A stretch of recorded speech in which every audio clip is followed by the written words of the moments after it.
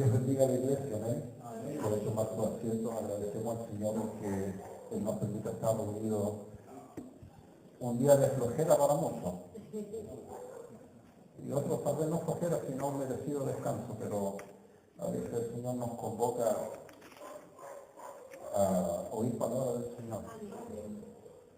Hay una palabra que quiero compartir con ustedes que habla acerca de la tribulación. Oía cómo están muchos hermanos pasando situaciones que afligen la carne y el corazón. A veces uno no quisiera entrar en ese estado, pero lo más sorprendente es que a veces Dios lo permite. No lo provoca, pero lo permite.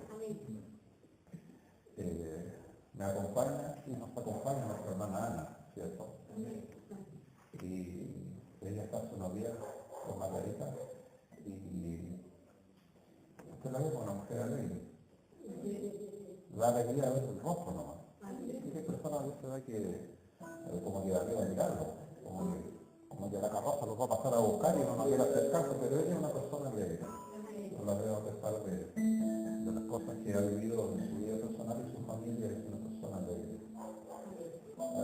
Con Margarita también, Máximo por ahí anda, a veces uno sabe que los niños no pueden estar quietos.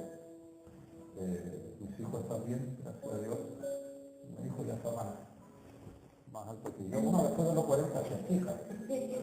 Yo ya voy para el declive, ya me estoy achicando. Todas las peticiones que se mencionaron, quiero mencionar a la mamá de Alexandra. Ella tuvo un accidente en moto hace unos días atrás, la tocaron y se rompió la clavícula.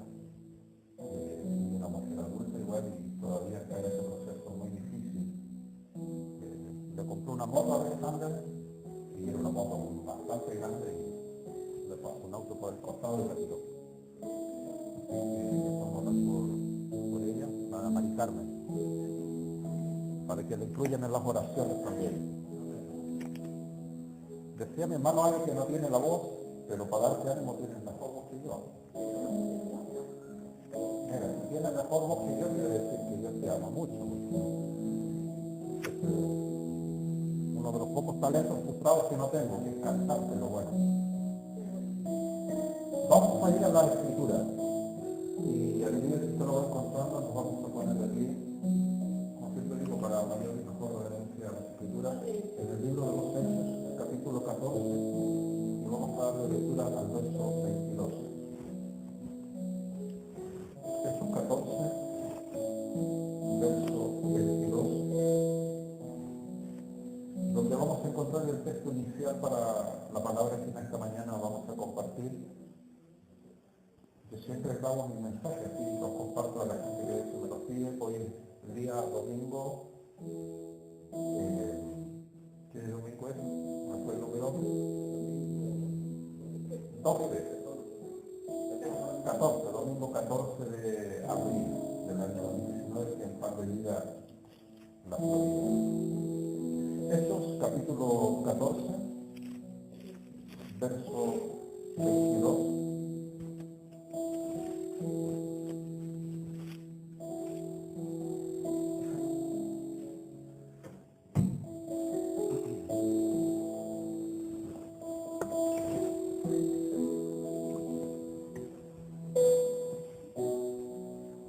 Habiéndolo encontrado entonces, vamos a darle lectura a la palabra del Señor, al libro de los Hechos, el capítulo 14, verso 22, donde dice así la palabra del Señor, en el nombre del Padre, del Hijo y del Espíritu Santo. Amén. Confirmando los ánimos de los discípulos, exhortándoles a que permaneciesen en la fe y diciéndoles, es necesario que a través de muchas tribulaciones entremos en el reino de Dios. La última frase, márquenla a fuego. Es necesario que por muchas tribulaciones entremos en el reino de Dios. Así de pie, usted pida a Dios que le abra su vida en esta mañana. Padre, en esta mañana, con reverencia ante tu palabra, nos disponemos obedientemente a oír, Señor, la reprensión la corrección, la fortaleza que nos vas a entregar por medio de tu palabra. Tú conoces nuestro corazón, conoces de dónde venimos, pero más aún sabes, Señor, el mañana, conoces el porvenir. Te pedimos, Señor, que hables a nuestra vida, puedas fortalecernos, Señor, y hacernos comprender de que lo que hemos leído, Señor, ha salido de tu corazón. Queremos entrar al reino de Dios, queremos estar bajo tu gobierno, bajo tu señorío, y tu palabra dice que será por medio de muchas tribulaciones. Háblanos a través de tu palabra en esta mañana, en el nombre de Jesús, tu bendito Hijo. Amén y amén. Todo eso es cierto, mi hermano, mi hermana. Yo no sé si usted se ha encontrado con esta escena, pero a mí me ha pasado. Yo sé que a usted también le ha pasado. Cuando de repente te encuentras con alguien y viene el siguiente diálogo. ¿Cómo te ha ido? Y uno empieza a hablar.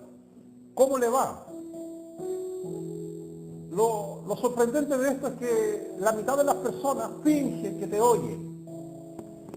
Oh, que me impacta tu historia, dice. Estoy contigo.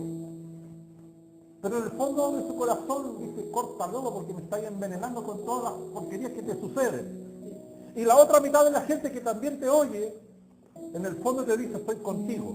De la boca para afuera. Cuenta con mi oración, pero en el fondo del corazón dice, este loco se merecía eso. Dios hizo justicia con este loco. Por fin lo están apretando.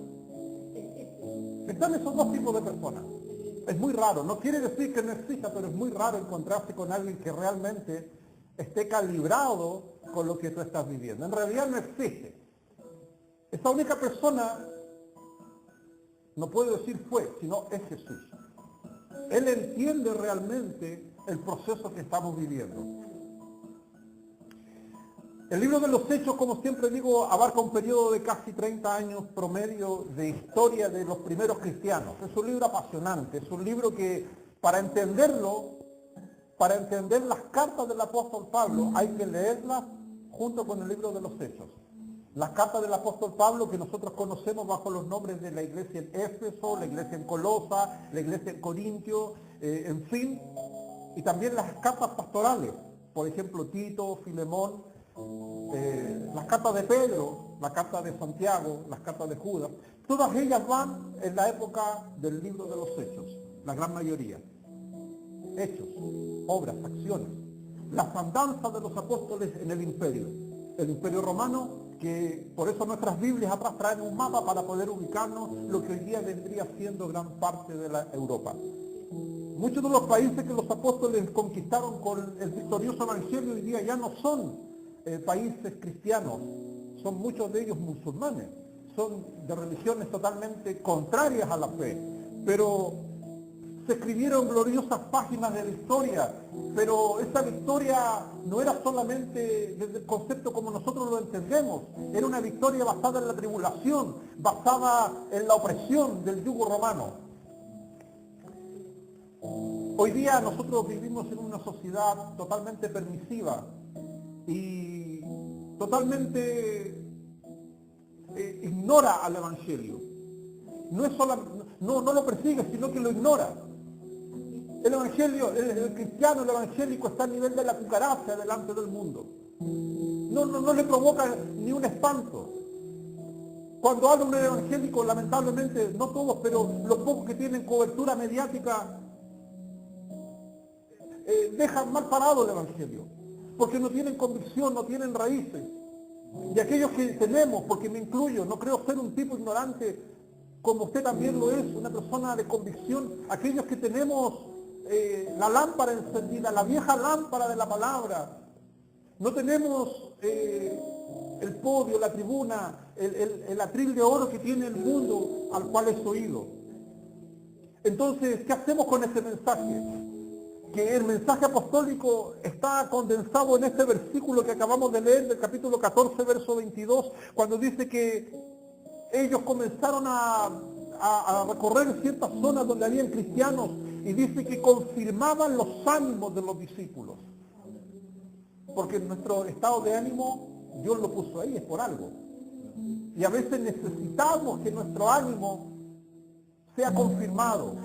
Es súper agradable cuando, por ejemplo, voy a usar a mi hermano el carro de modelo. Alguna vez usted también se ha sentido triste, solo, deprimido, menoscabado. Y a veces uno dice, ¿por qué alguien no viene a darme una manito? Y es un bálsamo cuando alguien viene y dice, hermano, te voy a dar ánimo.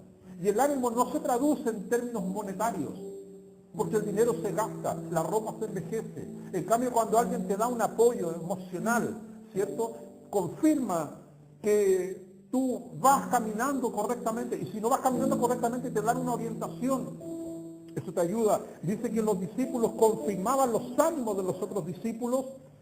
¿Y de qué manera ellos confirmaban los ánimos?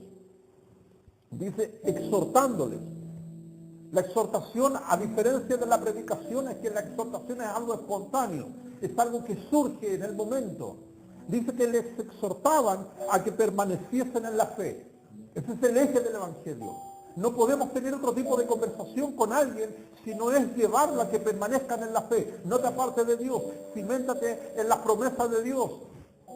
Pero hoy día, viendo el diálogo que muchos cristianos tienen, nos damos cuenta de que no es ese el ancla que los lleva a estar en las cosas de Dios, permanecer en la fe. Permanecer en la fe es difícil. Esa es la batalla que diariamente nosotros estamos dando. Permanecer en la fe. El diablo, no, desde el punto de vista teológico, quiero explicar esto. Al diablo no le da tanto énfasis en que una persona caiga. Porque la Biblia dice el apóstol Santiago dice que si uno cae, cae por su propio deseo, por su propia apetencia. Es cebado, es seducido. En realidad el diablo pone la mesa, pero no abre, ¿cierto?, la boca para que usted lo trague. El diablo tienta, ese es su oficio. El tentador. Lo hizo desde el huerto del Edén hasta que Cristo lo fue tentado por él por casi un mes y lo sigue haciendo con cada creyente. El diablo tienta. Entonces, permanecer en la fe es difícil porque el diablo lo que sí batalla contra el creyente es contra la fe que él tiene. Por eso el apóstol Pablo cuando describe la armadura del creyente dice que usemos el escudo de la fe, dice, para apagar los dardos de fuego del maligno. Ahora, cuando una persona no tiene fe, usa el razonamiento, usa la lógica. Y si no tiene razonamiento y lógica, a veces usa su temperamento, su estado de ánimo, su forma de ser, para entrar en esta batalla en la cual ciertamente va a perder. El diablo, si le teme a alguien, es a alguien que cree. Pero no una creencia, como siempre el pastor lo dice, una creencia superficial o una creencia en algo abstracto, sino la creencia basada en la persona de Cristo. Y es muy difícil encontrar hoy día personas que crean en Cristo. Todos creen en Dios y le ponen diferentes nombres. Los masones dicen que Él es el gran arquitecto del universo. Los hindúes creen que es el Dios Shiva. Lo representan de diferentes formas, muchas grotescas. Para los mormones, Dios no es más que Jehová, otra especie de Dios inferior. Otros dicen de que Dios fue o es la encarnación de Adán. Y cada persona tiene su teoría de quién es Dios y todos dicen creer en Dios. Pero cuando viene Jesús a la tierra, Él dice algo totalmente revolucionario para la forma de pensar que todavía la gente hoy día le cuesta entender. Dice, hay un solo camino al Padre, Jesucristo hecho hombre. No hay forma de llegar a Dios que no sea por medio de la persona de Jesús. Este mensaje habla acerca de la tribulación y el sufrimiento, y por eso quiero llegar a la persona de Cristo. Cristo bebió del dolor y del sufrimiento de la manera más plena que cualquier ser humano haya podido experimentar. Y eso lo encontramos en el libro de Isaías capítulo 53, que vamos a leer un poco más adelante, donde dice, Él es experto en quebranto. Experto, varón de dolores. Nadie de nosotros quiere oír ese mensaje, y los hermanos que están pasando por una situación difícil, lo que más quieren es salir luego de eso. Es como tirar un gato a un lavatorio con agua. El gato milagrosamente camina sobre el agua, quiere huir de eso. Cuando entramos a un periodo de aflicción y tribulación, oramos en esa dirección. Analicemos las oraciones. Señor, sácame. Señor, no me lo merezco. Señor, haz la cortita.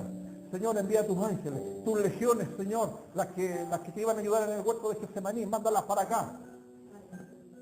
misteriosamente, creemos misteriosamente, pero la razón no es misteriosa, Dios nunca tiene un salvavidas en medio de la tribulación. Tenemos que tomar esta copa completa, hasta la última gota, porque solo después de eso vamos a tener esa vitalidad que tuvo Cristo después de haberla bebido, la famosa copa de la muerte. Jesús de hecho se lo pregunta a sus discípulos, ¿he de beber, dice, de esta copa? Sí, dice. Los discípulos, analizando con su mente inmadura, decían, también nosotros queremos de lo mismo. Ellos se imaginaban una copa de gloria. Los discípulos tenían el mismo problema que los judíos de esa época, que pensaban en un Mesías libertador, en un guerrillero.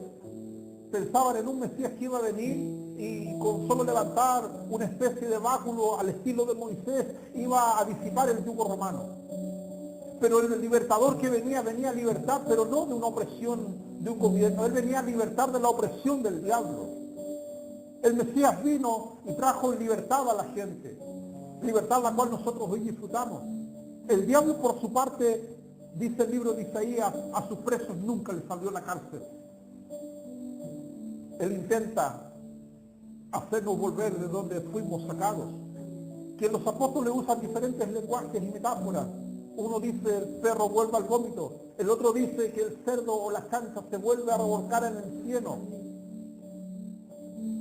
Los apóstoles eran un poco medio brutos para tratar a la gente. Hoy día, desde una catedral suntuosa de esta nación, tratar a la gente de chanchos o chanchitos o de puercos que vuelven al vómito, la gente no va a querer oír eso. Pero esa es la perspectiva divina. Ahora, Dios aprecia a una persona que vive en fidelidad. Dice, les exhortaban a que permaneciesen en la fe, diciéndoles, es necesario que a través de muchas tribulaciones entremos en el reino de Dios. No dice tribulaciones, sino dice muchas tribulaciones. Porque a veces nos preocupa durante cuánto tiempo voy a pasar esta cuestión, o si es poco o mucho. Dice el apóstol y lo deja sin espacio que dudemos, dice muchas tribulaciones. Así como nosotros compramos en el mes de noviembre o diciembre la agenda para el próximo año, y en la agenda, hay mucha gente que compra la agenda para ver cuántos feriados trae el año, para proyectarse, ¿cierto? Se imagina que Dios imprimiese una agenda de tribulaciones para el año 2020. Toma, Hernán, Habacuc, aquí está la agenda del 2020 y tienes por meses los días que te van a caer las tribulaciones, muchas tribulaciones. ¿Qué haría yo? Yo no podría decirle, Señor, hagamos una concesión, soy tu regalón. No, Dios va, la agenda corre para todos igual. ¿Qué haría yo? ¿Qué haría usted si de repente usted supiese que le va a sobrevenir una tribulación? Sin duda nosotros entraríamos a quirófano, a terapia, al gimnasio. Todos conceptos de los cuales siempre hablo, los cuales harían fortalecer, como dice el apóstol, los ánimos. Todo parte por ahí. Por eso dice que los discípulos fueron confirmados en sus ánimos. Cuando una persona está enferma y está postrada, siempre, si usted se fija, en los hospitales están las damas de blanco y hay otro tipo de organizaciones que, aunque el tipo esté ahí por morir, con olor a cadáver, los tipos van y le dicen, va a salir de esta. Y le llevan un yogur, una leche, lo que sea, aunque el tipo no pueda comer, se lo dejan ahí para que tenga ánimo, para que el tipo se le meta en la cabeza de que si va a morir, muera con dignidad, muera de pie en su corazón y no derrotado. Yo sé que esta cuestión a veces no nos trae mucho ánimo hablar de estas cosas, pero si entramos a la tribulación, lo que tenemos que tener claro es que Dios no nos va a sacar la tribulación, y van a ser muchas tribulaciones, porque el texto dice, es necesario, dice. O sea, es una cuestión que Dios ha establecido divinamente. Ese es el perfil de los apóstoles que Dios escogió, de los profetas. No hay ni un solo profeta que haya tenido un buen pasar de los que Dios haya escogido. Cualquiera que le venga a la mente, ¿dónde estuvo el famoso Daniel? Foso de los leones. Que no era una cuestión metafórica. Muchos teólogos estudiosos dicen, no, que los leoncitos eran hermanos agresivos que les gustaba agarrar. No, eran leones de verdad. Cuando dice el horno ardiente, no es que el tipo lo mandaron al Caribe a andar en tanga que tenía calor. Era un horno de verdad. Noé, de los hijos que tenía, no hacía uno. ¿Qué son los hijos de Noé? Emborracharon al papá, dice, y se armó una cuestión y todo pilucho. Producto de la borrachera dice que Noé lanzó maldiciones sobre sus hijos, que muchas de ellas siguen vigentes hasta el día de hoy.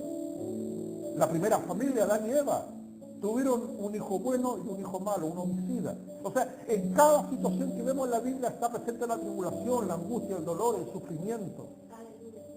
Pero a pesar de todo eso, cuando los hombres empiezan a buscar a Dios, viene ese texto maravilloso de la Biblia donde dice que a los que aman a Dios, ¿qué dice? Todas las cosas. Y esas cosas también incluyen los periodos de tribulación y de dificultad. Cuando viene la tribulación, nos ponemos filósofos. Dios permite la tribulación porque empiezan a salir de nosotros preguntas que antes no nos hacíamos. ¿Seré tan malo para merecer esto? Y Dios de arriba dice que bueno, te está sacando un 7, te está respondiendo todo bien. Y hay mucha gente que pasa la tribulación y dice, en realidad no lo merecía, y después viene la otra tribulación seguidita. En el fondo, hermano, nos merecemos a veces estas cosas que vivimos y mucho más. Jesús se lo dijo a sus discípulos, no hay ni uno bueno. No hay ni uno bueno, dijo Jesús. La justicia propia, la jactancia. La justicia propia es la imagen que yo tengo de mí, que por cierto es distorsionada. De hecho, en otros textos de la Biblia, que usted los conoce, no es necesario que los busquemos, dice la Biblia que nuestra justicia delante de Dios son como, ¿qué dice? Como trapos de inmundicia, como ese trapero que tú ocupas para limpiar la grasa que queda después de los desperdicios de haber comido. Dice que nuestras justicias delante de Dios son como trapos de inmundicia. Nuestra justicia, nuestra forma de vernos, de percibirnos, de presentarnos delante de Él, no van a hacer cambiar a Dios de opinión. Dios sabe quién soy yo. No lo voy a poder convencer por mi labia, por mi oratoria, por mi presentación. Yo siempre hago bromas de mi presentación, que yo soy lindo y que soy esto y soy lo otro, pero Dios me conoce como soy. Eso no quiere decir que nadie pueda acercarse a Dios y que es inaccesible. Podemos hacerlo por medio de la persona de Cristo. Dice que Él, por medio de su sacrificio eterno, que sigue vigente, nos abrió la entrada gratuita, dice. Y esa es la palabra que le cuesta entender a la gente. Gratuita quiere decir que Él no nos pide nada a cambio. Cuando nuestra justicia personal está distorsionada, usamos el esfuerzo humano. Creemos, o la gente cree que haciendo tal o cual cosa, Dios va a decir, este loco me conmovió, voy a hacer algo por él. No. Ahora es algo gratis. Y esa ofensa que se levanta todos los días en contra de Dios, de que la gente rechaza ese don de la salvación. Por eso viene un juicio sobre la tierra. Ese juicio está basado en que la gente deliberadamente ha rechazado y rechaza el amor de Dios.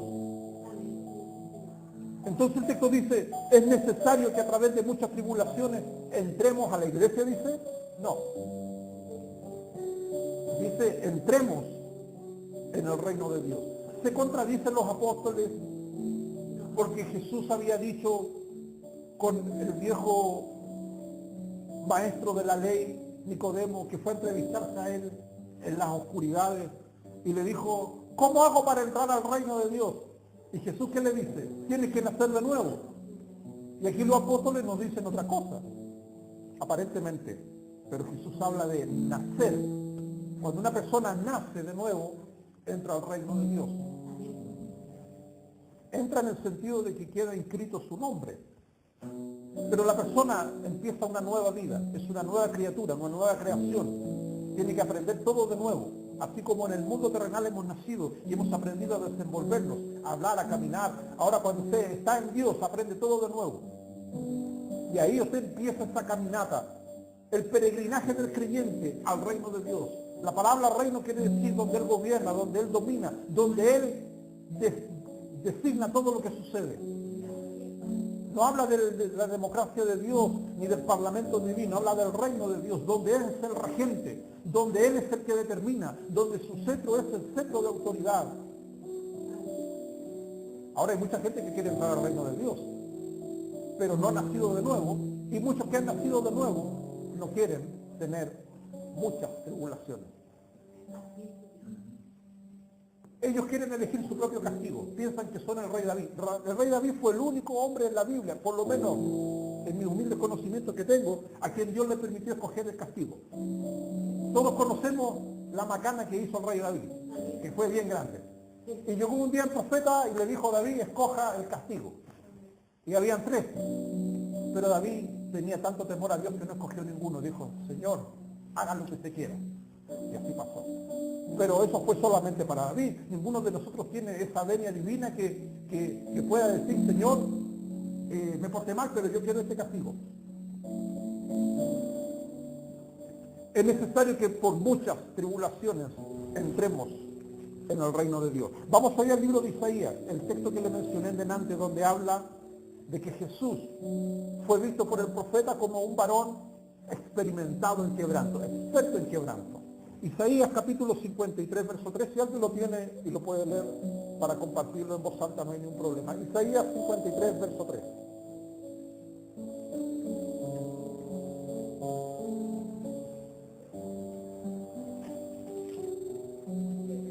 Isaías 53, verso 3, sí.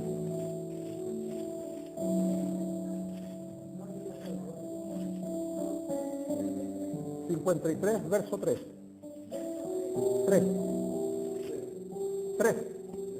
53, verso 3.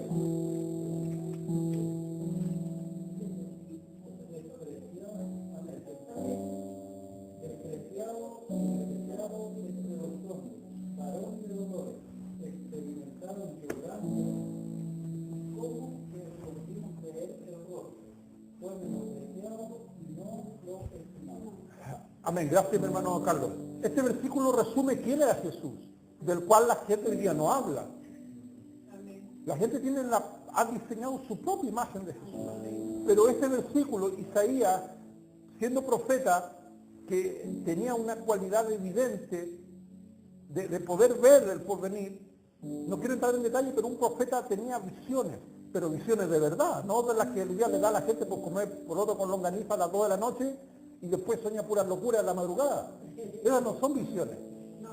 Es dormir con la guata llena, ¿cierto? Este profeta tuvo una visión de Dios de verdad. ¿Y cómo describe a Cristo? Isaías 53, verso 3. Despreciado y desechado. Empecemos por lo primero. Aquí describe lo que es la tribulación. ¿Cuántas veces están despreciados? Ahí empieza lo primero.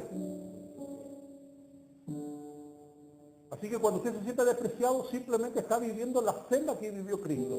Él fue despreciado. No es como la gente hoy hace ver que todos lo adoran, lo aplauden. Hay mucha gente en la iglesia que, y yo soy crítico de eso, crítico de la manifestación.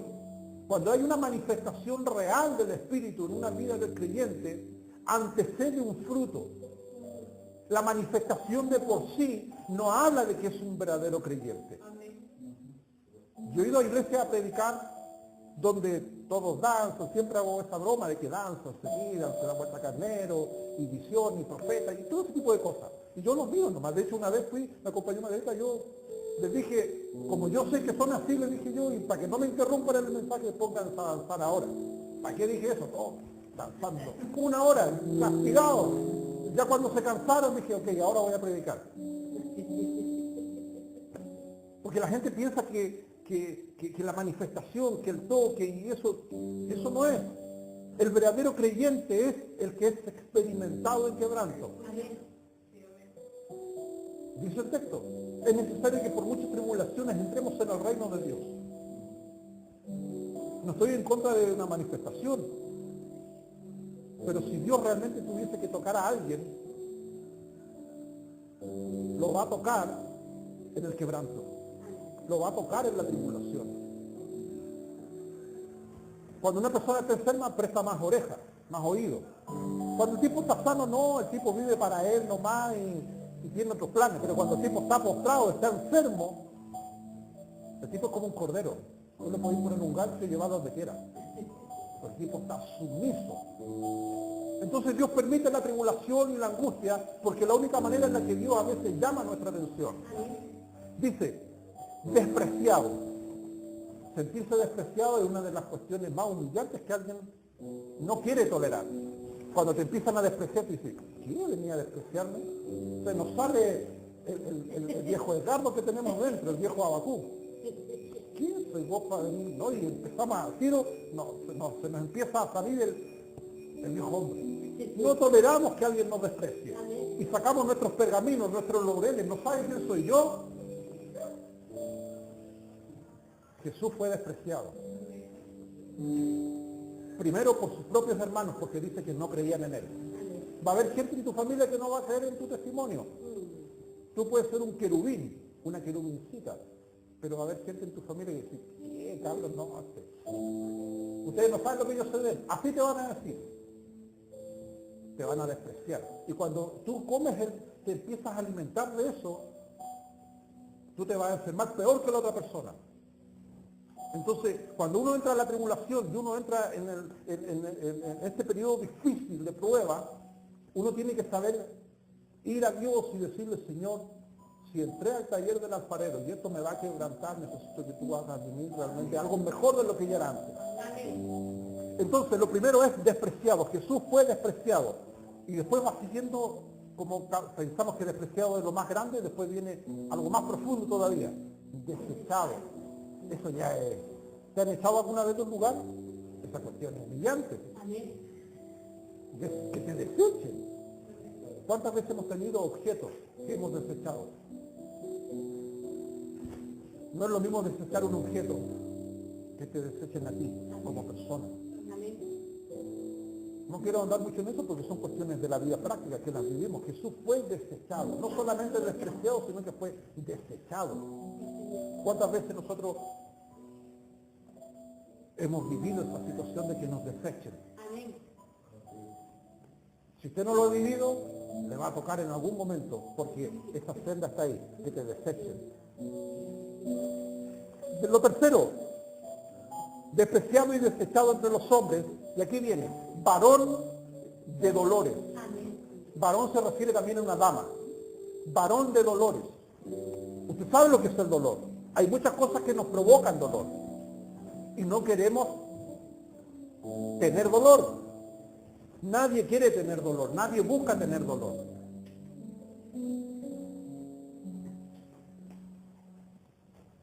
Yo no conozco a nadie. Yo tampoco oro de esa manera. Señor, hoy es un buen día para sufrir.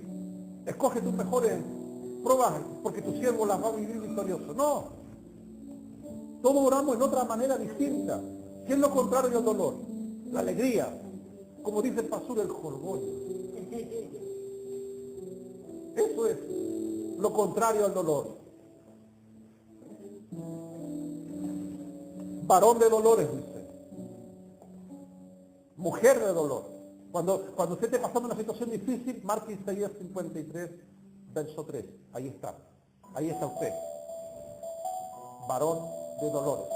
Mujer de dolores. Cuando usted esté pasando una situación que no entienda, Jesús lo vivió. El profeta Isaías profetizó acerca de lo que Cristo iba a vivir. Varón de dolores. Después dice, experimentado en quebranto. Todas estas cuestiones dan como, llega a doler la espalda leer este versículo bíblico, te pone un peso increíble encima. Experimentado en quebranto. La palabra experimentado quiere decir que el tipo ya tenía experiencia en quebranto.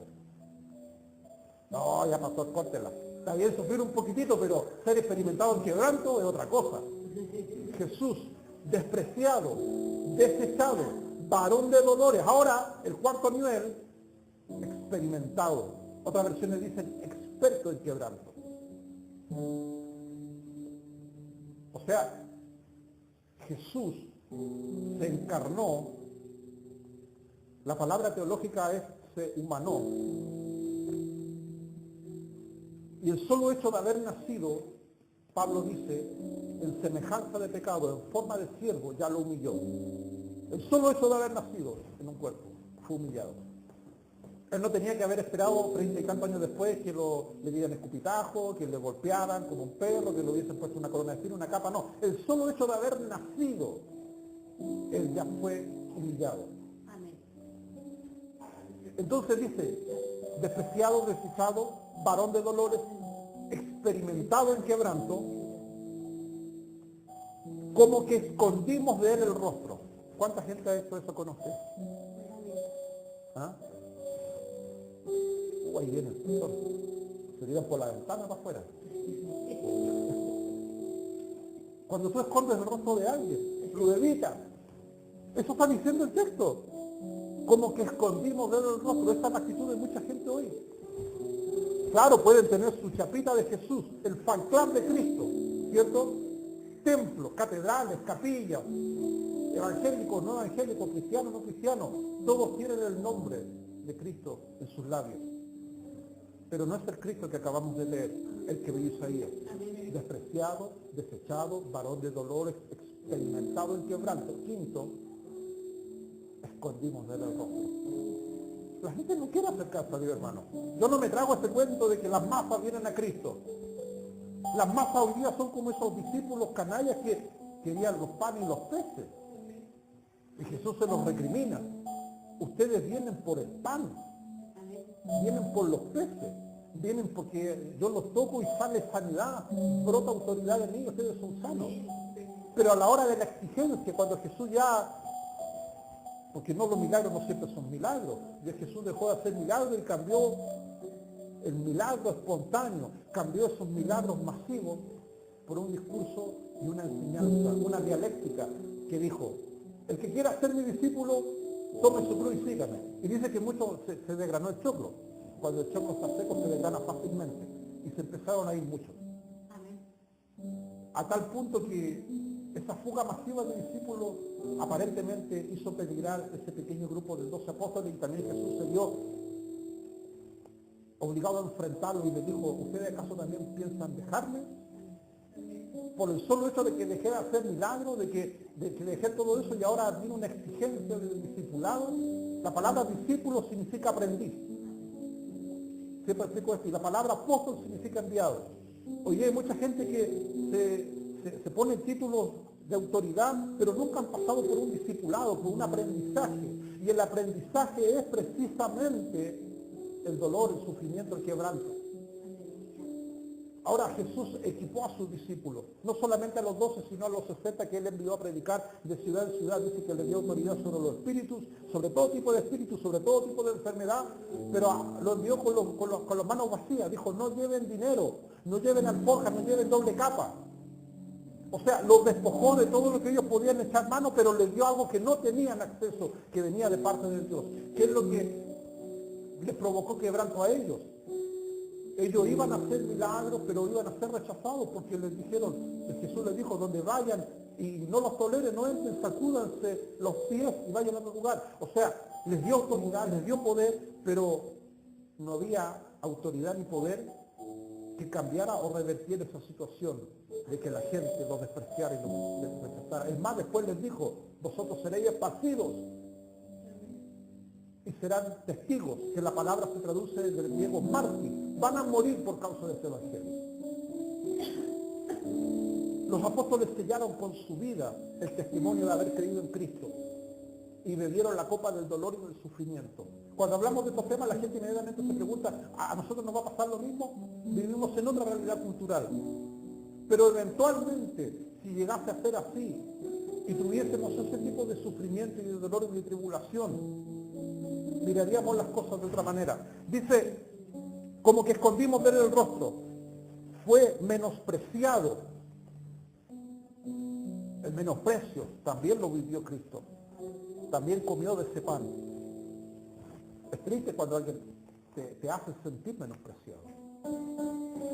Y lo último, y no lo estimamos, que es como la guinda de la torta, cuando te hacen sentir que no tienes valor. Piensa ahora que Jesús, el profeta Isaías, lo ve así: varón de dolores, experto en quebranto, despreciado, desechado, escondimos de él el rostro. Todo eso. Ahora, todo eso, todo ese soporte que tenía Jesús fue por algo. Porque a veces uno se pregunta: ¿por qué Dios permite todo esto? El versículo 4 lo dice. Ese fue el soporte con el cual el pueblo dice: ciertamente Él llevó nuestras enfermedades, sufrió nuestros dolores, y nosotros le tuvimos por azotado y por herido de Dios y abatido. Mas Él fue herido por nuestras rebeliones, molido por nuestros pecados. El castigo de nuestra paz fue sobre Él, y por su llaga nosotros fuimos curados. Usted dirá: pero qué increíble, con toda esa experiencia la gente se volvería a Dios. ¿Qué dice el versículo 5? mas todos nosotros nos descarriamos como ovejas. Cada cual se apartó por su propio camino. Ser buen chileno, la gente no está ni ahí. Que Jesús haya sufrido, que él haya hecho todo lo que hizo. Dice, todos. Dice el versículo, mi Biblia al menos, el versículo 6 dice todo, que te incluye a ti y a mí. Todos nos descarriamos como ovejas, cada cual se apartó por su camino.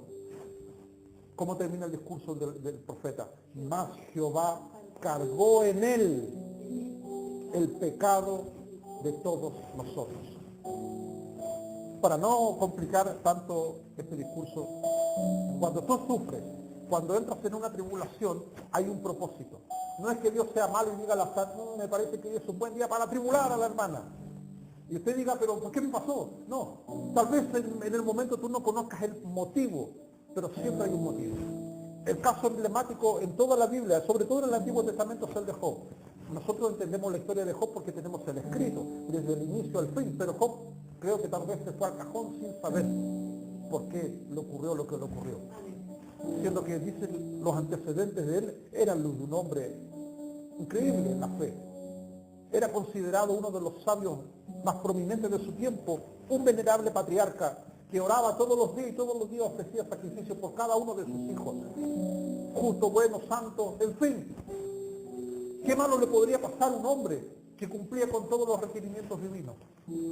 Pero él no sabía. Mientras él se dedicaba a lo que le era impuesto a hacer todos los días, en la corte celestial se presenta Satanás. Satanás, diabolos, el acusador, el instigador, el tentador. Y se presenta y sale con este discurso. Job es bueno, Job ama a Dios, no lo discuto, pero Job actúa así porque Dios lo ha bendecido, porque tú lo tienes cercado. Quita ahora tu mano y verás que este tipo en tu cara no habla mal de ti. Y ahí se origina la tribulación. Dios lo permite. Dios no lo origina porque Dios no es el autor del mal. Dios se duele del mal. Pero Él lo permite en su autoridad, en su voluntad, que no es lo mismo que su designio, lo permite.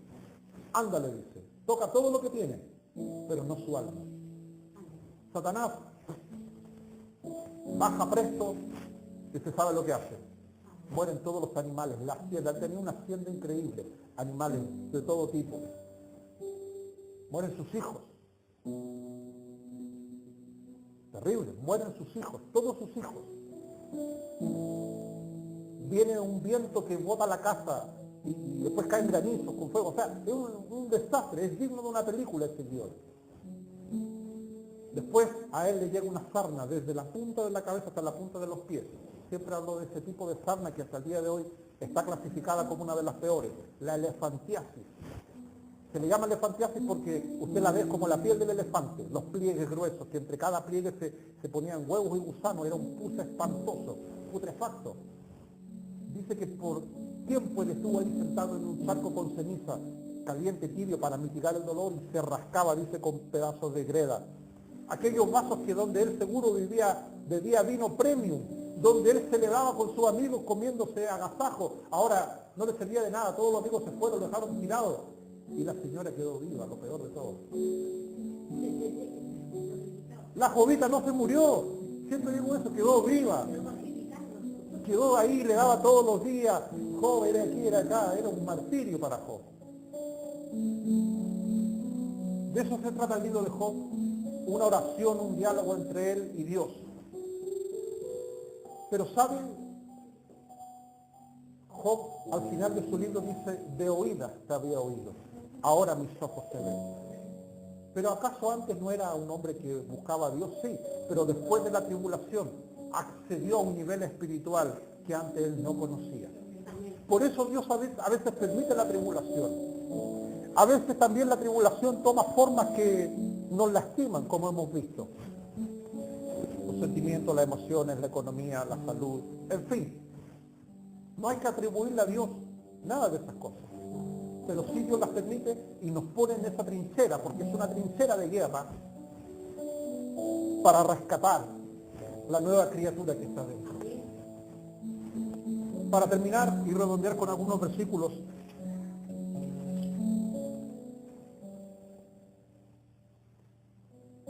cuando usted se sienta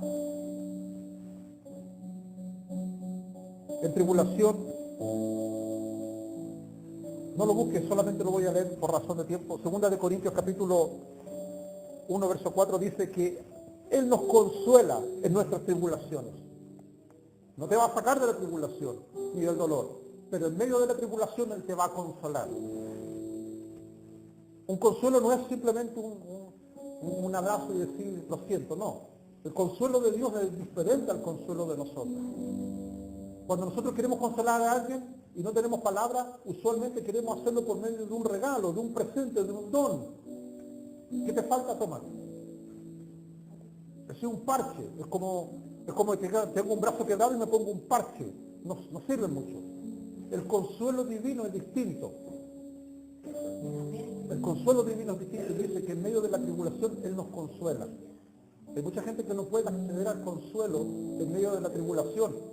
¿Por qué? Porque en este camino de la tribulación y del dolor, la gente o toma el camino de la senda a las cosas de Dios, o toma el camino a las cosas malas. Hay mucha gente que en el periodo de la tribulación y de la angustia se llenan de cosas malas, se llenan de ira, se llenan de rencor, se llenan de frustración, se llenan de pena.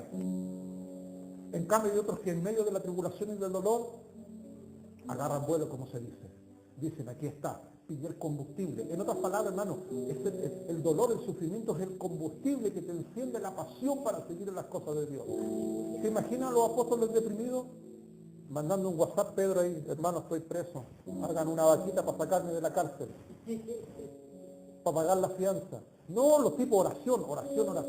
Vino un ángel. Ni con todo el oro del mundo podéis conseguir un ángel. Bajó un ángel del cielo. Se remoteó la cárcel, los cimientos salieron, Pedro salió. Y el tipo pensó que estaba soñando. Cuando se encontró en el pijama en medio de la calle, el ángel le dijo, anda para allá. Y ahí el tipo se dio cuenta que no era visión, que era verdad. Entonces, en medio de la tribulación, podemos tener el consuelo. Ese es el consuelo de parte de Dios. Ahora también es mandato bíblico, según el de Corintios 1:4, consolar a los que están en tribulación. Cuando usted ya no esté en tribulación, usted tiene que dar, Señor, dame palabra, dame sabiduría, dame lo que tú tienes que poner en mi corazón para yo consolar al que está atribulado. Porque como le dije al principio del mensaje, el ejemplo que puse, están estos dos tipos de personas. Los que fingen que están contigo y los que se gozan en su corazón de que estés pasando lo que estés pasando. Yo me he encontrado con tipos así. No, tipo una rata. No sé cómo decirlo, pero ¿cómo está Abacú? Y él le digo, en el fondo, no, este loco. No se merecía. Hay tipos así que son, lo usa el diablo nomás. Pero nosotros tenemos que ser usados por Dios. Y cuando alguien está sufriendo, cuando alguien esté atribulado y esté en dolor, Pablo dice en 2 de Corintios 1:4, consolar a los que están atribulados. Y para consolar nos sirve la psiquiatría humana, nos sirve la psicología humana, que no la desprecio, son buenas herramientas, pero el consuelo divino es un bálsamo insustituible. Insustituible. Sí, Señor, úsame para consolar al que está atribulado. El apóstol Pablo tenía una terapia. Él la practicaba, era personal de él, pero a veces también es bueno que nosotros la hagamos. Dice que él les escribía sus epístolas cuando estaba con mucha tribulación y lágrimas. Escribe. Y si no puede escribir, que alguien, todo lo que tú piensas, plásmalo. Te va a costar un mundo porque las lágrimas te brotan de los ojos cuando estás pasando un momento difícil. Y lo que tú piensas, lo que tú sientes en ese momento, muchas de las cosas que Pablo escribió, las escribió con lágrimas. De hecho, en una parte de Corintios dice, ahora lo digo llorando, dice, muchos son enemigos de la cruz de Cristo. No es que Pablo estaba contento en la cárcel, en un resort en Tesalónica, no, los tipos estaban en un cepo era que estaban sentados y los pies y las manos en unos ganchos de madera, los tipos podían hacer esto nada más. Pero ahí Pablo no podía escribir, él tenía un escribano, alguien, él dictaba y alguien le escribía. Ese es el origen de las epístolas. Sangre. sufrimiento, pena, pero glorioso, porque hablaban de que tenían una cercanía real con Dios. No hay periodo más honesto en la vida de una persona cuando sufre. Ahí sí el tipo dice la verdad. No cuando el tipo tiene lucas en los bolsillos y está bien y sano. El tipo vive en un mundo irreal. El tipo vive en un mundo que no es real. Pero cuando el tipo sufre y está en enfermedad, ahí el tipo brota una sinceridad, pero querí escuchar un tipo que dice la verdad, anda a la UCI. Ahí cuando los tipos están con la guadaña al lado, le están trayendo flores ahí porque saben que se va a morir. Ahí los tipos dicen verdad, pero como nunca en su vida. Porque saben que no es el momento para mentir. Porque el sufrimiento te hace decir la verdad. Porque hay hermanos que a veces sufren en la iglesia y ahí se ponen hasta tiernos. Se ponen hasta dóciles. Unos Bambi. Antes no, porque allá hay cómo agarrar al hermano, a la hermana. Pero viene el quebranto, viene la tribulación, el tipo de un corderito. Porque te doblega. Dios permite estas situaciones para doblegar a veces también nuestro estado de ánimo. Y dar paso a lo que Dios quiere hacer en nosotros. Ahora, aunque la Biblia habla de que vamos a entrar en muchas tribulaciones, la palabra mucho no quiere decir largo, sino muchas, pero en periodos cortos. Eso lo explica Pablo en 2 Corintios capítulo 4, 17. Dice, porque esta leve tribulación momentánea, dice. Voy a leerlo primero para que quede claro el texto. 2 de Corintios 2:4, mira lo que dice. 2 de Corintios 2:4. Escucha lo que dice.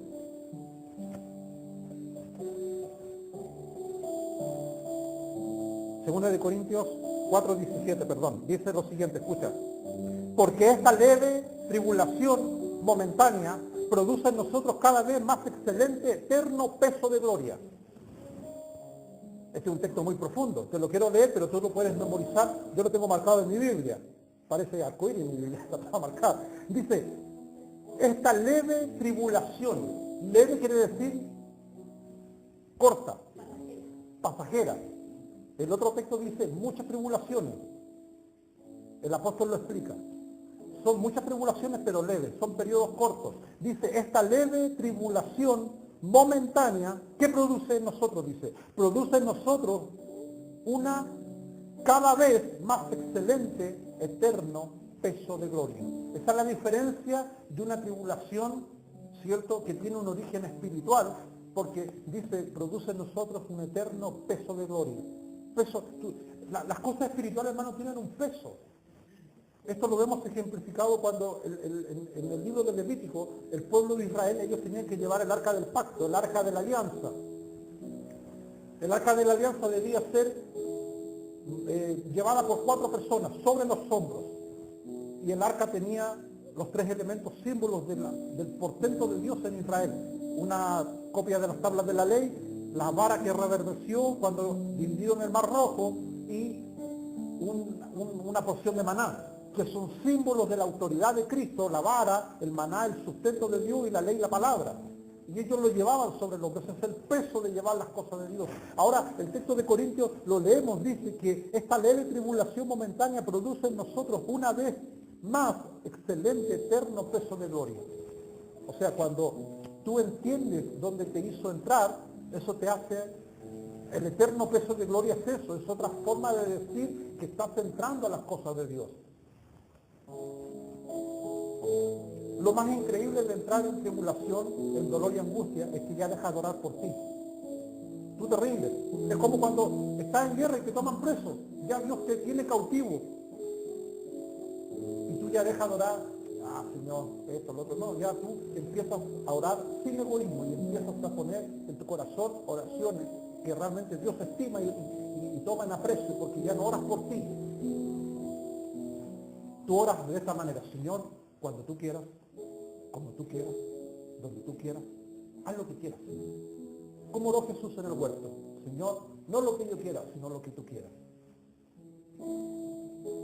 Eso habla de que el corazón ya está calibrado con el dolor y el sufrimiento. La gente, cuando hablo de la gente me refiero a la gente no cristiana, este mensaje lo rechaza porque piensan que han venido al mundo para gozar, para disfrutar, para pasarla bien. Nosotros somos peregrinos, dice la Biblia, y advenedizos, somos extranjeros en el escenario de esta tierra.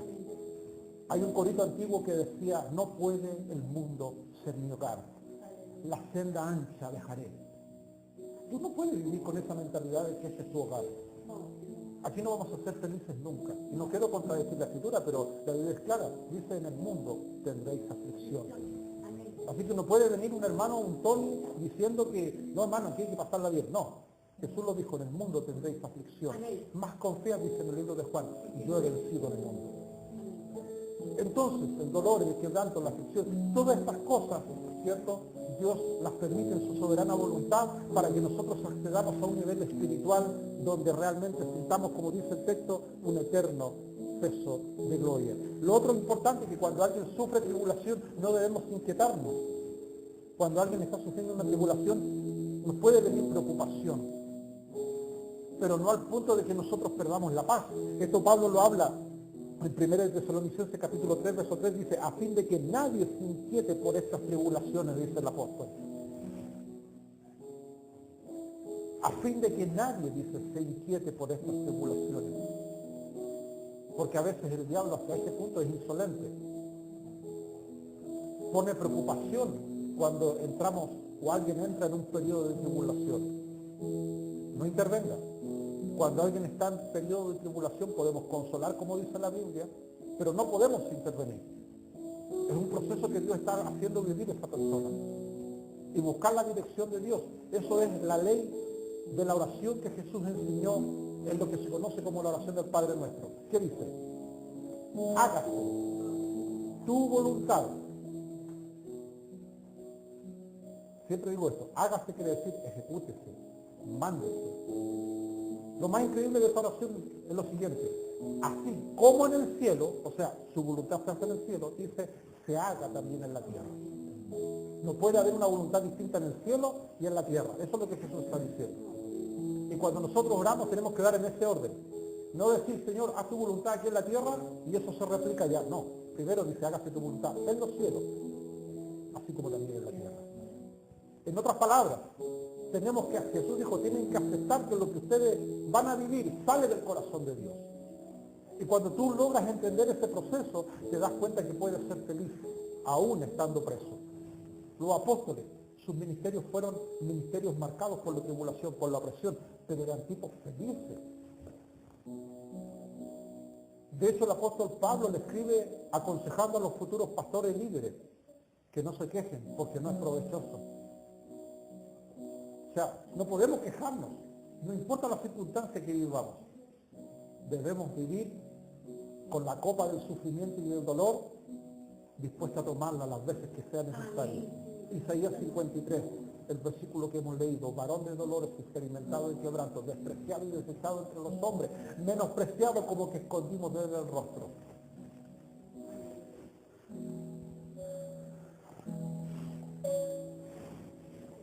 Hay mucha gente que en medio de la tribulación defrauda a Dios. Lo dejan. Y desertan de su compromiso. Y Jesús lo habló en la parábola de la semilla, del sembrador. Dice, cuando viene la tribulación, tropiezan. Jesús lo habló en la parábola. Viene la tribulación, dice, luego se apartan y tropiezan. La idea no es esa. La idea es que esa semilla tenga una raíz tan firme que pueda nutrirse del río de Dios. Pero hay mucha gente que cuando viene la tribulación tropieza. Lo encuentra como una excusa de decir, no va más. Dios no me quiere, Dios no me ama, Dios no me entiende, Dios no me comprende, Dios es malo, Dios me cargó los dados negros a mí y al otro la pasa bien. Mire este otro patán, vive peor que Barrabás y le va bien, buen sueldo, buena salud. Y yo que sirvo a Dios, que soy fiel, ¿por qué? Y dice, en la tribulación tropiezan y se apartan. Si tú estás viviendo un periodo de tribulación, es el momento de que esa raíz se ponga sólida. Que no se le pase por la mente, como dice el libro de los Hebreos. No haya ninguno entre vosotros, dice, de corazón malo, de incredulidad para apartarse del Dios vivo. Es en el periodo de tribulación, hermano, donde el diablo puede inyectar la incredulidad. Antes no. Antes no. Es en el periodo difícil. Es en el periodo de duda, de aflicción, cuando te abandonan, cuando te desprecian, cuando pasa todo eso, cuando el diablo te ve ahí y dice aquí, voy a poner incredulidad. De lo que hablamos al principio. El diablo eso es lo que hace, derribar la fe del creyente. ¿Y cómo lo hace? Con la incredulidad. Último versículo. Porque ya siento olor a almuerzo, ya olor a almuerzo. Sí. Sabe que la olla de los vecinos traen el olor. Siento olor a cazuela, como la que hizo mi hermana el otro día, una cazuela, pero le eché un ají, transpiré como que se fue una maratón. Dice, Romanos 5:3, nos gloriamos en las tribulaciones. Ay, loco, Pablo. Ya, con todas las locuras que hemos leído, que diga que nos gloriamos en las tribulaciones. Romanos 5:3. Nos gloriamos en las tribulaciones. ¿Qué es gloriarse? Estar feliz. No, hermano, pucha, tengo lástima, como picando cebolla, así. Y todos llorando. No, hermano, estoy en tribulaciones. Admírenme, soy un comando, soy un G.I. Joe, soy un Terminator, soy un Rambo de la fe. Yo siempre pongo ejemplo de esta película increíble, aunque es ficción, pero ese Rambo, por eso todos los hombres lo tienen como el modelo. Al tipo lo atraviesa una cuestión aquí y él solo se cura. Abre una bala y se echa pólvora y se pone un fósforo y se cicatriza y mira al enemigo, lo sigue mirando igual. El tipo mira en su corazón, el tipo quiere defender su patria y su nación. Es más importante el ideal de su nación que su pellejo. No le importa el dolor y el sufrimiento, se gloría en la tribulación. Yo he visto todas las sagas de Rambo. Ya el tipo, el último, está viejito, pero tiene medallas de honores. Al tipo donde va le hacen reverencia. Este tipo ha peleado tantas batallas y sigue ahí. La tribulación, hermano, si tú pasas por un periodo de tribulación, dificultad, angustia, Dios espera lo mejor de ti. Amén. Eso dice Romanos 5:3. Nos gloriamos, dice, en la tribulación. Póngase de pie. Hay muchos textos, pero creo que hasta aquí podemos llegar con la palabra. ¿Qué le parece si hacemos una oración? Y decimos, Señor, escógeme para una tribulación, un dolor, una prueba. Y que no te voy a defraudar. Tal vez me va a doler, sí, me va a doler. Pero voy a salir derecho como una flecha, no como cola de chancho. Yo siempre pongo este ejemplo, la cola de chancho. Aunque tú la entabliquiles, aquí la tabliquita, vuelve a quedar enroscar. Porque es una naturaleza de así. Dios no, Dios quiere que nosotros estemos derechitos. ¿Cierto? Línea recta. ¿Oramos al Señor? ¿Qué le parece? Pastor Guillermo, no sé si nos puede dirigir acá adelante en una oración, por favor.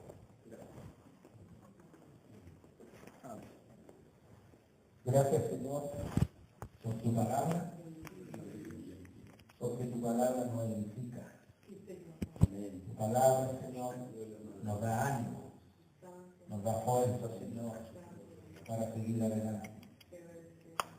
Señor, tu palabra nos ha hablado claramente que estamos en un tiempo de batalla, en un tiempo, Señor, de mucho sufrimiento, quizás por los familiares, quizás por tanta cosa, Señor. Pero permite, Señor, que tú nos puedas hallar fiel. Si eres Padre eterno en estas batallas. Gracias, Señor, porque tu palabra es verdad, Señor. Tu palabra es vida, Señor. Tu palabra, tú nos amas, Señor, porque nos habla abiertamente. Gracias, Señor, porque tú nos hablas de un evangelio responsable, de un evangelio de lucha y batalla. No de ese evangelio que se está predicando ahora, Señor. Un evangelio quizás a la pinta de la hermandad, que solamente hable, Señor, de maravillas, de buenos, quizás, Señor, de buenos sueldos, de fortuna, de tanta cosa que el mundo da, Señor. Señor, queremos que siempre nos hable con la verdad, no del evangelio de prosperidad. Señor, gracias. Gracias porque tú nos has hablado esta mañana. Amén. Tú nos has dicho la verdad. Y queremos aceptar esta verdad, Señor. Gracias, Padre eterno, por todo lo bueno que estés para con nosotros. Y ayúdanos, Señor, a atesorar lo que tú nos has hablado. Por amor a tu nombre. Te lo pido humildemente por Cristo nuestro Señor. Amén. Amén. Gracias, pastor. Vamos a cantar al Señor para recibir a mi hermano que está moderando. Guarde la palabra en su corazón. Amén. No se ponga triste. Diga, Señor, yo quiero entrar a cumplir tu palabra. Amén.